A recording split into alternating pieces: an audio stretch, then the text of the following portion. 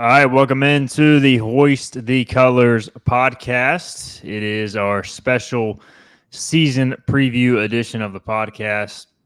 Of course, we've had the radio show going, and we've been talking a lot of ECU football. It is game week as we record this on Tuesday afternoon. We are 4 days out.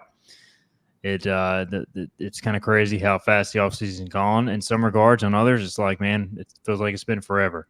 So Steve and I go here hosting, and this is kind of a special edition of the show because we always get Sean from Hoist the Colors. You guys know him as Nova Pirate on the message board.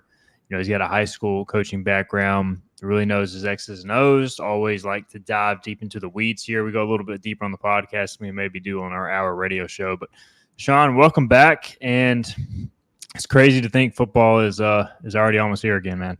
Yeah, it's right around the corner. It's great to see you, Stephen. You've got to be the hardest working guy at ECU right now with the multiple interviews that you're sort of giving, and I'm also sure you're ready for the season to get started, for the baby to be born. No doubt, no doubt. It has been a long offseason. We've been talking about the changes, which we'll get more into, maybe what to expect heading into the season opener against Norfolk State again Saturday, 6 o'clock. We are live, by the way, on X. Drop a comment on YouTube or Facebook on Hoist the Colors. We'll get to it throughout the next 45 minutes or so is our plan, although Sean and I are both long-winded, so who knows how long we may end up going with this thing. But we're going to kind of look at it, I would say, what to expect from the opener, and then big picture too. We'll look at kind of the season as a whole, what to expect. So I guess first we'll start with just the quarterback situation. Sean, you and I, we talked about it after the spring game, how close Caden Hauser and Jake Garcia were in terms of we weren't exactly sure who was going to start. I think at that time we both felt like Caden maybe was a step ahead. And I only get to see around 25% of practice. I did see both scrimmages in their entirety this fall. In the preseason, I should say, and I thought the quarterbacks were very even. Caden honestly was better in the second scrimmage than Jake, after Jake had ironically been named the starter. But, he was also going with this against the second-team defense, so you got to factor that in as well. But your thoughts on Jake Garcia being QB1 to start the year? Yeah, I was surprised. I had seen them both play spring ball. I had looked at some of the film for both players. The thing that struck me about Hauser was his playmaking ability, and what struck me about Garcia was just his sort of pocket sort of physicality. And I think both have enough of an arm to sort of make the throws that this system requires. And I think they have some similarities, but they also have some different gifts. And that's why I thought Hauser was just a step ahead, because this is an offense that really rewards quarterbacks that can extend the play, look downfield, make some progressions, and know when to keep the ball and when to hand the ball off. And that's not to say that Garcia is not capable of doing that, but from what I saw early in the year, he seemed to be about a half step behind. So obviously somewhere in the mix, he impressed the coaches enough that they thought, okay, on opening day, who do we feel most comfortable starting? And it was Garcia. And also, let's be honest here, Stephen, this is about Mike Houston's job. This is about sort of his legacy. And I can assure you that he probably spent a lot of times deciding which of these two quarterbacks is going to, help the team win, but also, put the coaching staff in the position to have another year. So whatever happened, I think we just have to trust that Garcia at the end of the day had the intangibles and the tangibles that that Baker and Houston thought won the day in the quarterback race. Yeah, it's, just watching it, the more people I talk to and just watching it and kind of seeing the body language aspect of things and the maturity thing, I think Jake was just a little bit ahead in those regards. And I think, I don't want to say like the locker room picked Jake over Caden, because I think both of them are liked in the locker room, but it just felt like maybe Jake was a little ahead in those categories. And so if you're looking for a guy out of the gate, that's going to lead, that's going to be the same guy every day. We've heard a lot about consistency not only on the field, Sean, but off the field. Jake's the same guy every day. And, it just felt like maybe a tick more mature because he's older. I think I want to say he's 2.5 years older. Caden is still, fairly young, even though he's only 2 years younger in terms of eligibility. And I think what you said about the coaching staff, they got to win this year. I mean, that's a known fact. You can't have a bad year after 2-10 and expect to keep your job. So that's a factor. And the only thing that worries me about Jake is it's just been so long since he played, Sean. He has not played in a live game since the end of the 2022 season at Miami. And he's only made one career start. Whereas Caden, he's made, I think, 6-7 starts last year. He took some hits. He was in a tough situation. He showed that he's able to get up, kind of fight through that. And now with Jake, not saying he can't do it, it's just that it's kind of an unknown. How is he going to respond when he gets smacked in the mouth or if ECU's down 2 scores early in the season? And I think that's when we really found out if Jake Garcia is truly QB1. I absolutely agree. I mean, talked about asking a player to jump into the deep end. This is a system that is absolutely quarterback centric. I was looking at some statistics over the last couple of days in terms of how many touches or what percentage of touches does the quarterback get in this system. And the quarterback in this Veer system, in this modern Veer system, from Briles to Kiffin to Jeff Lebby, anybody who's run this system, quarterbacks in this system get more touches than any other quarterback in any other system, including the air raid. So he's going to be touching the ball more. And then also the decision-making that he's going to have to make in this system is quite extraordinary, even more so in the air raid. I mean, in this system, he's going to have to, what will help is he'll have on the sideline, Baker will be able to help count numbers, but this is an offensive system where they're counting numbers in the box to determine whether or not they're going to run or pass in an RPO. So he's also got to be cerebral, and he's got to make good throws, and he's got to be tough in the pocket, and he's got to know when to run in terms of sort of read option and power option. So there's a lot here that he's going to be asked. I'm glad that we're opening with Norfolk State, and this is not to demean Norfolk State. I thought they actually looked pretty good in their outing last week. They've got a big offensive line. They've got some good runners. Their defensive line, I think, will help our offensive line sort of get into the system. But it will be a good run through for him until we get into the bulk of the season. So I think we'll know more by the third or fourth quarter what the wear and tear is going to look, what it's going to look like for him having had such a long hiatus from playing a full game.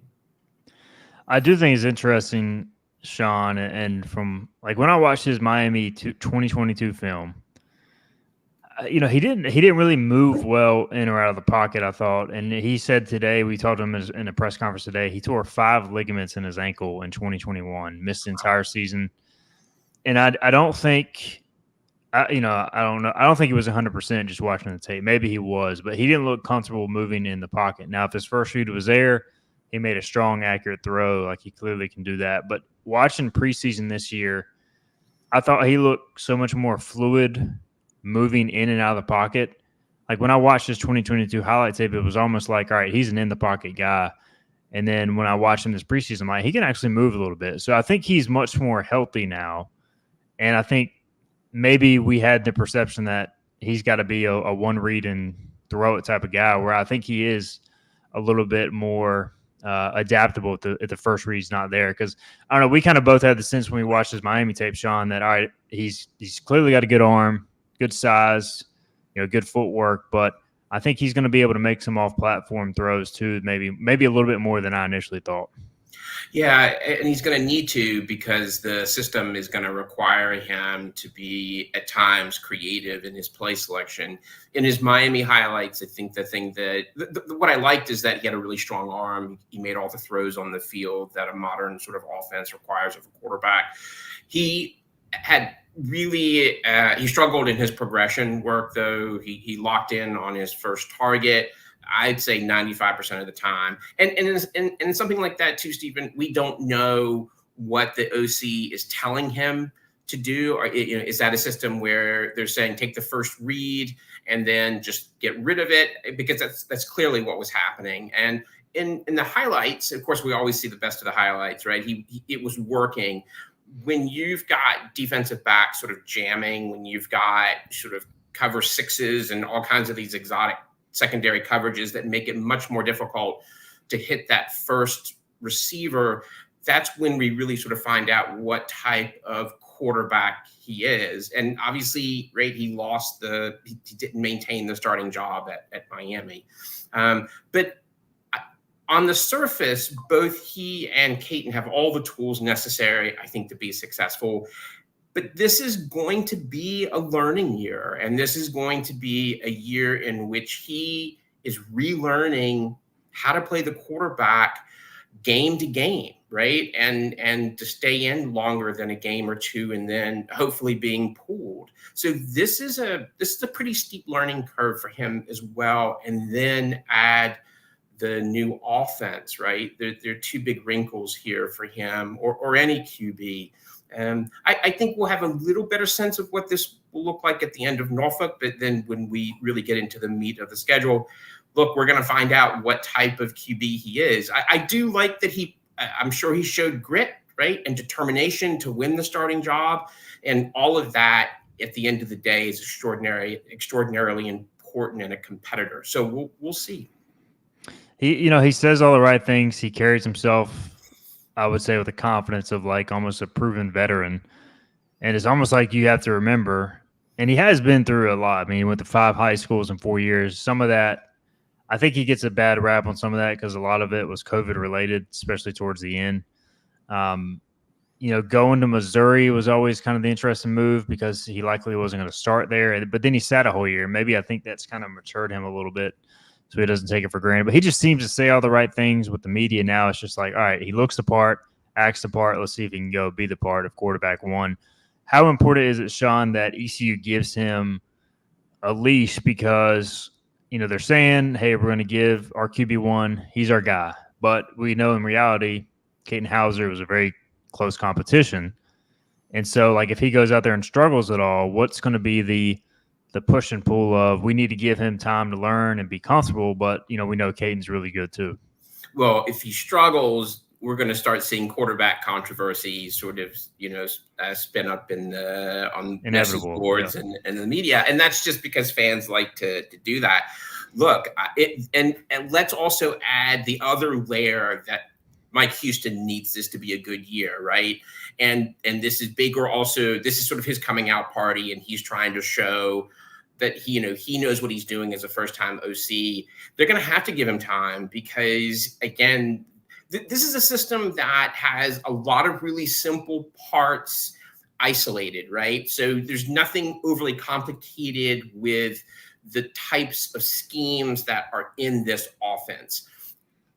Where it gets interesting and complicated for any QB is when you put them all together and you have to make some really quick decisions. And as I said before, so they're going to have to give him time. Now, how much time are they going to give him? Are they going to give him 3 games? Are they going to give him 4 games? What's the criteria?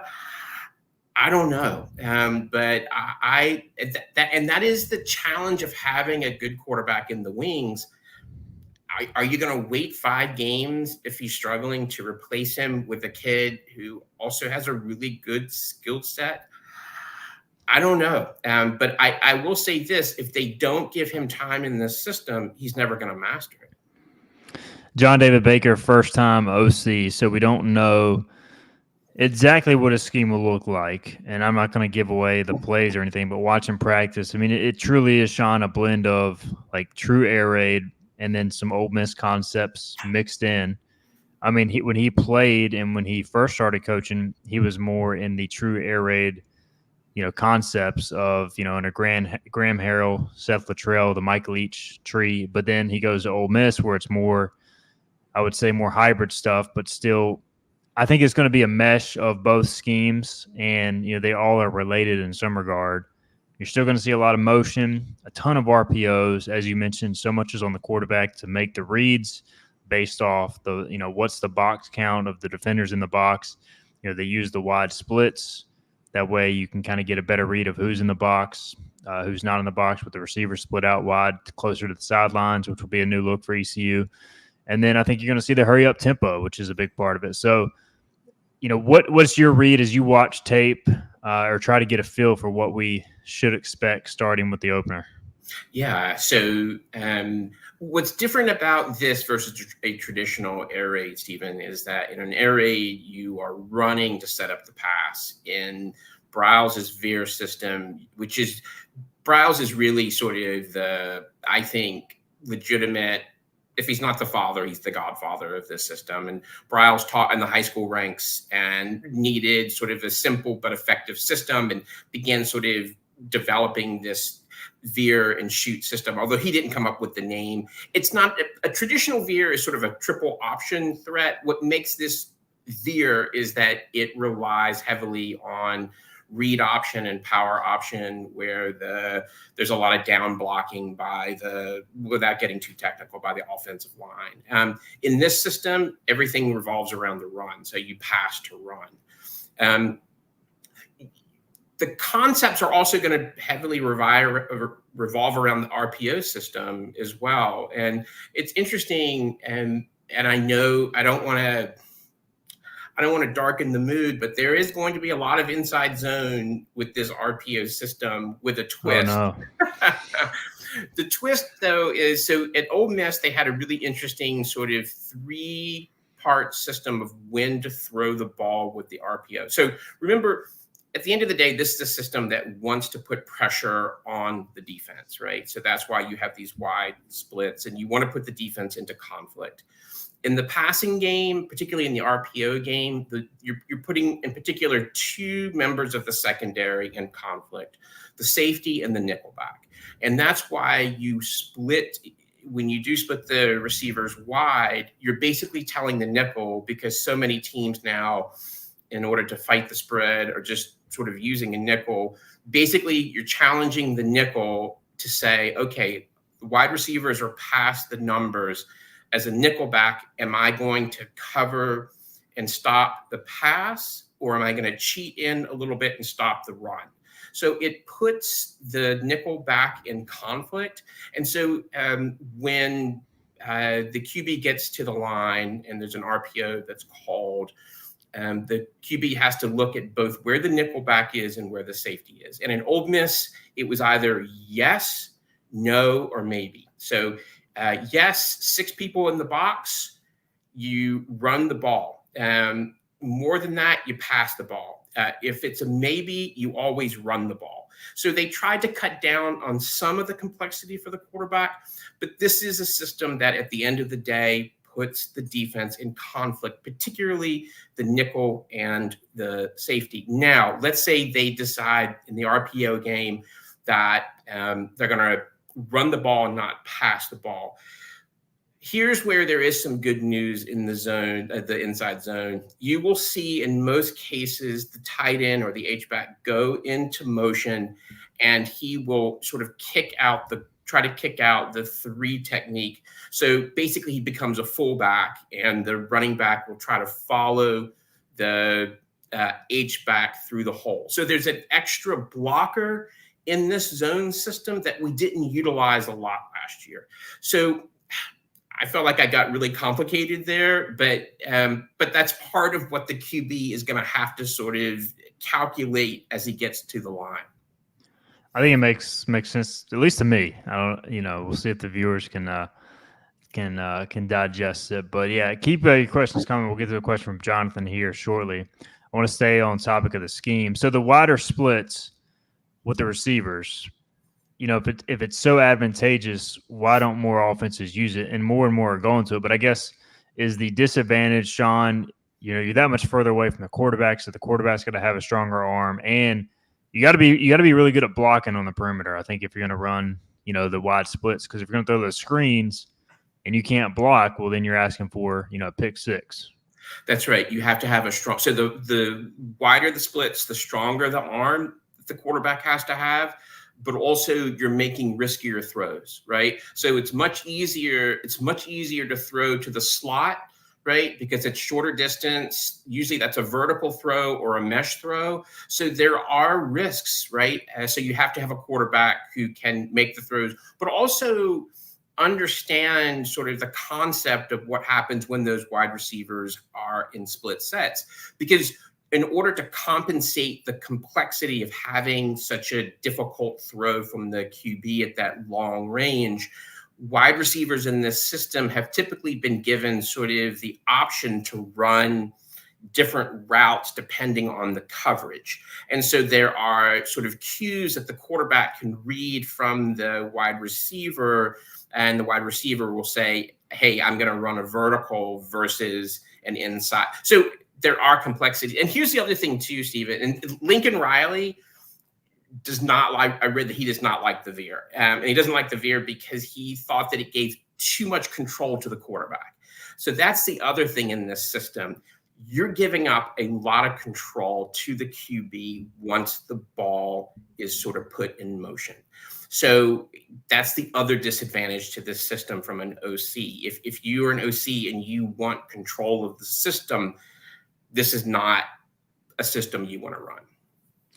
And then too, we don't, I guess if you're Norfolk State, you're probably watching, mainly Ole Miss film, but also, I mean, we don't honestly know until game day how much Baker, what exactly it's going to look like. So that's an advantage for ECU, certainly in the opener, but maybe even beyond the opener. If you're ECU, how much do you show in this game, Sean? Because ODU at much more, tougher games than Norfolk State. Let's be real. You should be able to beat Norfolk State doing 50, 60% of your plans. So how much do you try to hold here? Yeah, that's a great question. The challenge with that, right, is if you're not practicing the play, you're also rusty with the play. And because this is a new system, it's a trade-off, right? How much am I going to reveal versus how much am I going to hold back? I mean, the other thing that happens with this system, which is one of the reasons why Kiffin adopted this, is, and he did it at FAU and then when he got to Ole Miss, it also, if this wide splits aren't working, we're going to see also bunch sets. So that's also kind of what's unusual about this offense. You cannot be an offensive purist and sort of be fixated on running your system. You have to allow yourself to sort of be wide open. So we're going to also see bunch sets, right? We're going to have three receivers very close to the offensive line, and you're going to run sort of lots of picks and lots of sort of hitch sets to allow one of the receivers to go deep. It's a wide receiver concept that allows for a lot of high-low concepts where, you have wide receivers running. You might have three receivers running the vertical, and then you'll have that slot or the running back come across for a small mesh, like for a short mesh.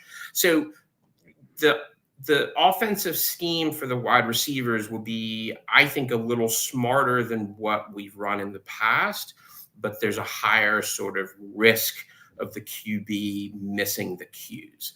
And the last thing I'll say about this is, in this system, the post-snap read is quarterback. If it's not an RPO, the quarterback snaps the ball, and the first read is you look for inside then out. So you look for a streaking slot or tight end doing a 15 sort of across the middle. If that's not open, then you go out. So that's also to kind of simplify it from a QB. Lane said in his system, you look in and then out. So those are some of the things I'm going to be watching for in the game in terms of Jake's ability to make some progressions. But at the end of the day, though, Stephen, my guess, we're going to see a lot of RPO. We're going to see a lot of pulling of the guard. We're going to see a lot of tight end going through the C hole, and a lot of down blocking, and the running back sort of following the pulling guards. So I think we're going to see a heavy sort of rotation of that. We are previewing the 2024 ECU football season. Really in-depth offensive preview, which I'm enjoying, with Sean, who knows his stuff, long-time high school coach. And so we're getting into the weeds. I just got a text that you know your stuff, Sean, so keep it coming. We'll get into these questions here in a second. And the offense, Ghost of Elmer said we don't even know what it's going to look like, and that is fair. We have an idea. We'll find out for sure in the first few games. But Yeah, the offense is kind of designed, Sean, to have an answer for every type of defense. And it's simple. It's interesting because it's like we're making it sound really complicated, but it's also designed to be simple. Right. But there's moving parts, and I guess the easiest way to put it is the quarterback and the receivers, especially, really have to be on the same page. So it's going to take some time. I don't, with the tempo, they'll be able to hit some big plays, catch some teams off guard. But when it's fully clicking, it's like, all right, if they're all on the same page, you're going to have an answer for almost every type of defense. And so it's going to take some time for that cohesiveness to gel. The good news is I think the defense is good enough for them to buy some time. It's just a matter of how quickly can this thing, be, I don't know, clicking on at least some cylinders. Yeah, so I tried to go back and look at what happened when teams switched from their sort of air raid system to the veer and shoot. So, and how long it sort of took for the system to really sort of start to score points. And it's kind of a mixed bag. Willie Smith, when he was at Florida, he tried to switch to a sort of modified veer and shoot. He hired Art Briles' son. I just forgot his first name. Kendall. Kendall. They just, FSU could not pick the system up.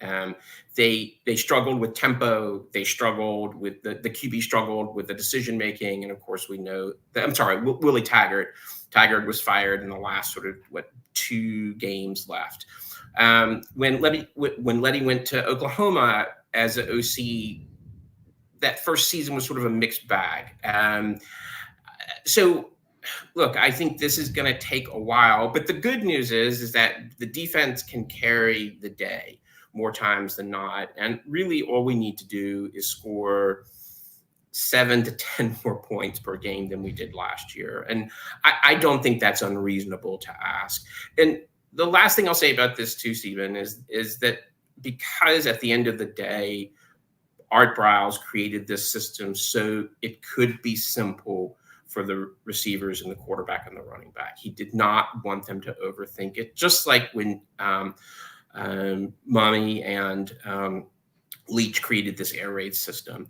And in this system, if you overthink it as a quarterback, you're going to struggle. And you almost have to get to the point where you are feeling it and getting into a zone and anticipating more so than over sort of calculating what happens next. Because if you're a half second late in the system, if you're trying to sort of count numbers and get bogged down, the system is going to get bogged down quickly. So I expect that we'll see some really smooth sort of progressions of plays. And then at other times, we're going to see a lot of 4 and outs, and we're going to wonder, is this the right system for us? We're going to have to stick with it because it is the right system. And remember, Stephen, we are coming from such an antiquated offensive rhythm and an offensive system that we are, if you look at the top teams in this conference, or the top teams in the country, they've been using a combination of sort of air raid and veer for years. And so we're late to this game, right? And so look at UTSA, look at App State, who's not a complete veer and shoot system, but it's a combination. These teams have been running these systems for a very long time. This is a new system for us. And although we have some really good athletes, I've been impressed with the type of athlete we've been able to bring in through the portal. This is going to take some time. All right. Jonathan Pollock says, is it fair to say that Jake Garcia's, I almost said Mason Garcia. I'm glad I avoided that. Is it fair to say that Jake Garcia's time and leash will be determined by how many turnovers and or interceptions he makes? He says maybe by game 4 or game 6, then look at Hauser as needed. At the end of the day, we need a minimum of 6 wins this year. Yeah, I mean, definitely agree, Jonathan, that like if he's going out there and he's turning the ball over left and right, that has to be addressed. Not scoring points is one thing, but if you're giving short fields with the defense that East Carolina has, Sean, that's going to make your leash that much quicker. I would say if you're And not all interceptions are on the quarterback. We found that out last year, and I've seen some in scrimmages where the quarterback and receiver haven't been on the same page. But you can't be turning the ball over, if anything. I mean, it's okay to punt the football at the end of the day. Yeah, I agree. So that's so yeah, we'll see on that front. Natalie says feelings on the offensive line seem to be an area of a very inconsistent performance over the last few years. How does this unit compare to recent years, if healthy?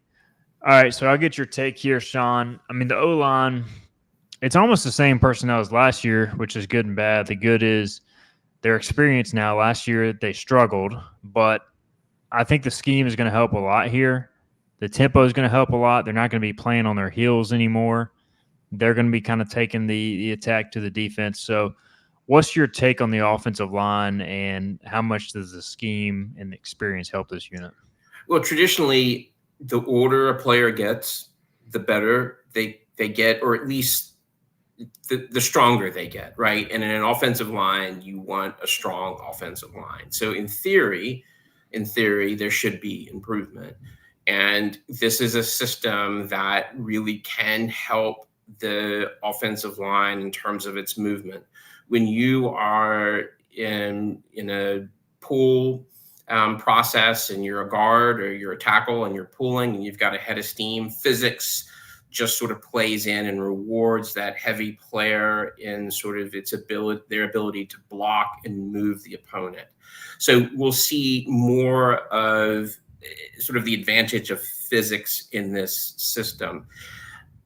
That's the good news. We'll also be using the tight end more as a fullback, really. This is an offense that spends a lot of time looking for sort of the C section of the offensive line. So there'll be a lot of sort of utilization of the H back going through the C gap and the running back following. Okay, so that's the good news. At the end of the day, because this is still a system that will rely on inside zone, not every play is going to be a pull. Not every play is going to utilize the H-back. So more times than not, this line is going to have to get off their blocks and knock the other guy off of their block more times than not. And if we can't do that consistently, we will begin to shrink the amount of plays that we can sort of utilize to help move the line. So it's positive in that the scheme should help, right? We're going to a gap scheme versus a pure zone scheme. There still is an important utilization of zone here, though. And again, the guard, the center, the tackle will be called upon to line up in front of the guy in front of them, to get off of their heel and bury the other guy. This football is a physical sport, right? And if we cannot do that, we are going to struggle. My hope is an extra year, bigger, and a better sense of sort of what the offensive line is all about should, in theory, make the line better. But we're not going to know until we get into like kind of the first or second game of the season beyond Norfolk. What I do like about the offensive line approach this year, Sean, Matt Maddox came in, and pretty much since the beginning of preseason camp, they have moved some guys around just to like kind of cross train them, but they have pretty much, at least the first team offensive line and most of the primary backups, they have left them in their spot, let them get some cohesiveness. Last year, man, I would go out to practice on Tuesday, the right guard would be at left tackle. I would go out on Thursday that he would be moved to center. Like there was no continuity. There was no, I don't want to say there was no vision, but they could not decide what they wanted to do, both in terms of personnel, in terms of scheme. They flipped back and forth between zone and gap scheme for some of the year. And this year, they have basically left the first team offensive line in place since the end of spring after they figured out, all right, who fits best where. So they at least have a plan, Good. and they're at least like, all right, here's our plan. Here's our best five. We're working on our three backups that can play multiple spots. So I do feel like there's a plan this year. I like Matt Maddox. He knows the offense, and now it's just we'll see how it looks on game day. But I think Dustin Hall is a much better fit at center than guard. I think Hampton Ergel is a better guard than tackle. Both those guys are playing there.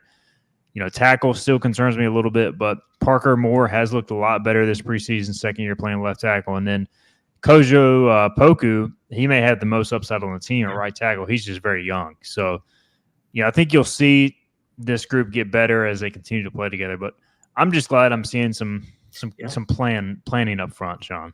And that's huge, right? Because interchanging players, in theory, is good at the next level, right, for your resume. But the center does something completely different than the guard, and the guard has a different blocking assignment often than the tackle. So that's good to hear that you've seen more consistency and a vision, and so that's better than not having a vision.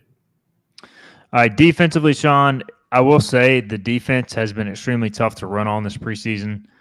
And I think they've kind of adjusted to the tempo of the offense. They've now seen the offense 30 practices, and the offense has still had some success. But I think this defense is going to be damn good. I mean, I really do. If they stay healthy, nobody has been able to run on them. Even Michigan last year struggled to run on them, and we know how good Michigan is. So ECU hasn't ran the ball extremely well in practice, but nobody runs the ball well on ECU. So my expectations for this defense are high. You got a corner in Savon Rebel, who can play man coverage, zone. He could be a first-round pick if it all comes together. You got solid old defensive front. You got really good middle linebackers, in my opinion, that are a little undersized but very instinctive. So I'm expecting a big year from this defense. How about you? I concur. Just looking at some of the names that have returned, the defensive front alone should pick up whatever major concerns we have with the rest of the defense. And I agree with the linebackers. I think especially when you look past that first group, I'm a little worried about the play beyond that first group. But you've got a shutdown corner. You've got a defensive line that can control the line, which means that for the backers, there's a little less pressure on the backers to fill in their run fits. So it is because of our defense that I think we have a real chance to win 6 games this year. I agree. I mean, the defense is, I think, even if they're just as good as last year, I think you win 6 games with a moderate offensive improvement. And I think if the defense gets better and stays healthy, if the offense finds a way to click, for real, then you could be a true conference championship contender. I mean, I think the defense is that good. And, a big key is keeping Savon Rebel healthy. Yes. There's not too many teams in America, Sean, that have a 6'3" corner that can run a 4.4 and broad jump 11 feet. So, no. I mean, he is a special talent, and he allows you to do so much. The safety play, they feel good about the trio of Omar Rogers and Jordan Huff and Devin King. I want to see them go do it in a game. But I'll tell you what, watching practice, Damon Magazoo, I mean, it feels like, I guess because he played here, but it feels like he's been coaching here 15 years just watching him at practice. Like, he's on every detail. He knows how to relate to the guys, but also push them. So I think, the more I think about it, like, Mike Houston has done everything this offseason, Sean, to put ECU in position to have success. And now now you kind of have to cross your fingers and hope that it all kind of works out. Agree. You just hope it's not too late. Right. And it also, to me, look at the coaching that has happened on the defensive side of the ball. We've had tremendous coaching for the last 5 years. And I really do believe in football. Coaching is more substantial and has a bigger impact on the game of football than any other sport. And what you see in a defense in our defense are complex secondary coverages that you're going to see at some of the top schools. I love what they've done with their stunting and their one gap and two gap philosophy on the defensive line. So coaching on that defensive side, and I hope people can appreciate this, that it's not just been about the players, right? We've been fortunate to have a really good, solid group of defensive line, but it has been the coaching staff that has really known their stuff, that have studied the game, and have done it in an era where defense is all but sort of lost its zip, right?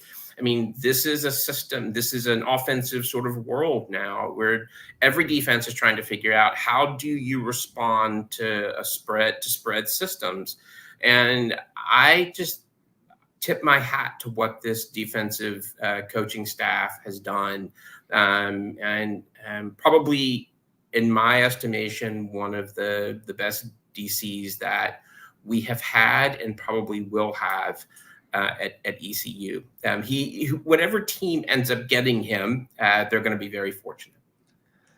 Yeah, I agree. I mean, Blake Harrell, since the day he got in, and it didn't happen overnight. I remember that first year, like the first couple games, they struggled. Remember UCF, and then Georgia State took it to them pretty good. Yeah. And but you could see, like, okay, they were giving up big plays, but they had a vision and they had a culture. Like, they played fast. They blitzed like hell. I don't think they were very good. They were extremely young, but they were like, hey, we're at least going to go down fighting and make it interesting instead of just lining up and four-man front and cover two and sitting back and letting the offense dictate what the game was going to be. So, and it's evolved over time, and the players have gotten better. The culture has gotten better. Blake Harrell has gotten better. Roy Test doesn't get enough credit for what he's done with the defensive line. Agreed. I mean, he's done a phenomenal job. He has. So, just really good. And, we now hope the offense matches that. It's just going to take time for it to happen, I think. All right, so wanted to get your take on, just key players in general, Sean, that you're kind of looking forward to seeing this year. I'll get your prediction for the opener later, and also maybe a games one prediction. But any key players, whether it be offense, defense, special teams, you're just kind of looking forward to seeing this year. Yeah, so I'm looking forward to seeing Wright and sort of get back to his form and to see how he has been able to reconnect to his sort of field presence when he was at West Virginia. I know he struggled when he was in Florida, but I think he can be a really key part of this offense. I want to see, Smith and Robinson. I want to see how they sort of do in space. I want to see another great season from I always pronounce his name wrong, Sorrell. Soul. Yep. So here, to me, is the wild card, and I've not talked a lot about this, but the running back in this system is very, very important. And if we do not have consistency at running back, if our running backs struggle to hit the right gaps, if they struggle in their motion work, if they struggle in their this is a scheme that at times will rely heavily on running back screens. If the running backs don't have a good season, we won't see the full effects of this offense. And if I'm concerned about anything, I'm concerned about depth on the running back side of the locker room. And I think we have running backs that can play in this system, but I think we're going to need to upgrade that over the next couple of years. So to me, the wild card, in addition to the offensive line, are the running backs, right? And then, of course, the quarterback. If the quarterback, because this is a system, and I think I've written this on the board before, at Ole Miss, there were a couple of years where the quarterback where the running back touched the ball in his chest 90% of the time. Right. And because the quarterback is touching the ball in this system more times than not, quarterback's got to have a good season. Running backs, to me, are the wild card, and then the offensive line. Defensively, anybody that we didn't name that you're really looking forward to watching as far as a breakout candidate or anybody like that? I just want to see the line do well. I always enjoy sort of the big guys up front. But I don't think there's anybody in particular. I'm looking forward. We talked to Mike Edwards today. He's going to start at inside linebacker along with Zakai Barker, and Zakai is going to be the guy with the headset. Zakai, if you looked at him, I mean, he's probably 5'10". He's built well, but he just he doesn't look like a guy who would be a force at linebacker. But he is so smart and quick, especially in the run game. I think he is going to be a tackle machine. He'll be a first-year starter at Mike linebacker, so we'll see how he does this year. All right. Norfolk State, they put a scare into Florida A&M, Sean, which they were 17.5-point dogs. They really basically just ran the ball the entire game, and they attempted 9 passes, a lot of play-action pass. What do you think of this opener? Yeah, I and you and I talked a little bit about this before. They are going to go up against our strength, right? Which is our run strength.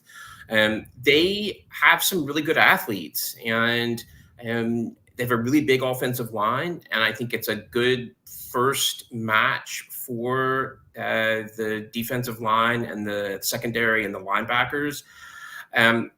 At the end of the day, I believe we should win this game. If we lose, we're in trouble.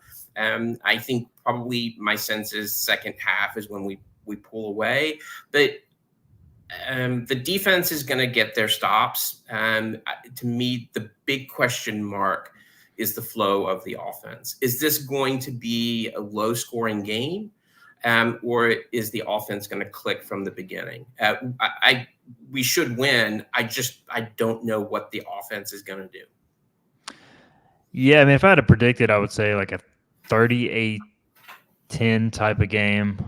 But to your point, if ECU comes out and they go march right down the field and score and kind of set the tone, I could also see it turn into just a 56-3 type win, because Norfolk State's going to get, and that if the tempo gets going, the crowd gets into it. Norfolk State's coming off a dramatic loss. Like, I could see it snowpiling quick, but I don't know. I mean, it's just, you could also see it. All right, sloppy start. Norfolk State hangs around, and they make it interesting. But I do think the Pirates end up winning comfortably either way. All right, final question, then we'll get your season prediction. Lisa Bond, who may be related to Javius Bond, ECU running back. She wants to know, is it really possible for the running backs to have this breakout season if the O-line isn't producing? Certainly they go hand in hand, Sean. And, I'm hoping Javius stays healthy this year, because I think he could be one of those breakout candidates. Oh, he's a talent. I mean, he is a talent.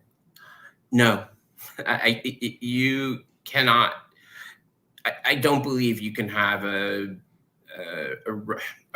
well, I think it's very difficult, right? I don't want to say no, but a running back is got to have the O-line. You got to have the O-line. And the NFL team that, and I'm a Washington fan, so I begrudgingly give them credit, are the Ravens. I think they've had some of the best front end management and scouts over the last decade. And it's interesting over the last 3 years, because their system is sort of based on this sort of run system as well. They have invested heavily on big offensive linemen and strong tight ends. And they've done it because they know that if they do not have a line that can function, their running scheme is not going to work. I trust what the Ravens have done in terms of their strategy. So, yeah, any running back in this system is going to be it's a symbiotic relationship. It's a symbiotic relationship between running back and offensive line, as there is between any position group in football, in my opinion. I will say, if your O-line struggles to run block, got to get the backs involved in the passing game. And have seen a decent amount of that in practice. Again, don't want to give away what plays you're running, but I expect Rajay and Javius specifically to be involved in the pass game and get him in space, man. They got to get Javius in space, because he's electric when he is in space. Yeah, and a special talent in space. He really is. All right, season prediction, Sean. Now, I have ECU going 8-4, and it's amazing the wide range of reaction. I had some fans who said No way we win 8 games after last year. I had fans who said eight wins against the schedule was unacceptable, saying that the Pirates need to win 9, 10, 11, 12. I would say I fall more on the optimistic side more times than not on this preseason. So 8-4. Again, Vegas has the over under for what it's worth set at 6.5. So 8 would be well over that. Where do you fall on this schedule? I'm 6-6, and I'm 6-6 because we have to be 6-6. If the staff is going to retain, let's just be honest, if they're going to retain their jobs here, the defense is going to win. My prediction is the defense is going to win us more games than not. And look, if the offense clicks and we find a rhythm with, I wrote a couple of weeks ago or last week that we don't need to hit on all 8 cylinders with this offense. We can hit on 3 and 4 if we master sort of 3 or 4 concepts. And Jake has a good season, and winning more than 6 games is more than possible. If we struggle, if Jake sort of struggles to get into a rhythm, if the OC struggles, right? I mean, we've not talked a lot about that, right? This is the first time he's calling plays, where Baker's calling plays throughout the whole game. So to me, this is why I'm more comfortable saying 6-6. But if we get into a rhythm, 8 games is absolutely possible. I think nothing was. Yeah, I mean, nothing would surprise me, honestly. Yeah, I mean, if it all hits, it could be a magical season, or it could all go. I mean, that's the good and bad thing about the transfer portal era is every year can be so different, and there's so much change. Change can be good or bad, and we just, we're definitely hoping it's good. I think it's going to be good, but we just don't know until the game kicks off.